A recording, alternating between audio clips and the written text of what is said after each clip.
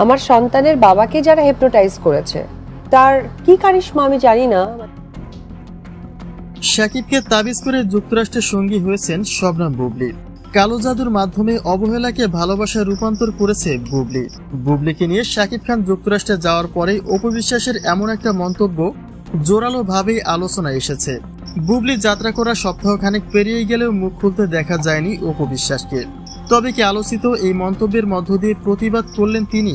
আর নয়তো কারো নাম উল্লেখ না করে অপুর এমন বক্তব্যের কারণ কি?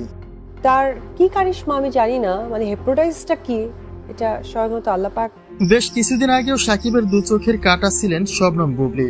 তখনকার একটি সাক্ষাৎকারে বুবলির কাছে প্রশ্ন রাখা হয়েছিল তিনি তখনও একইভাবে শাকিবকে ভালোবাসেন কিনা, যার উত্তরে বুবলি বলেন শাকিবের সাথে যেহেতু তার দূরত্ব বেড়ে গেছে তাহলে একে অপরের প্রতি ভালোবাসা কমে যাওয়াটাই তো স্বাভাবিক।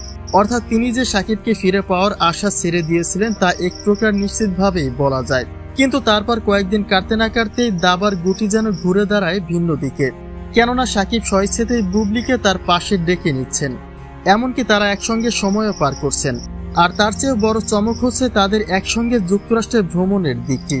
কি এমন হলো যে অতীত ভুলে আবারও বুবলির সাথে ঘনিষ্ঠতায় রূপ নিল শাকিবের সম্পর্ক।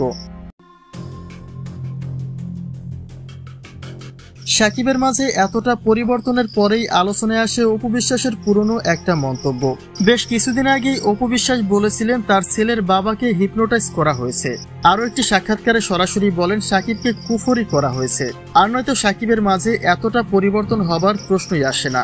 কুফরি কালাম, তারপরে জাদুটোনা যা আছে।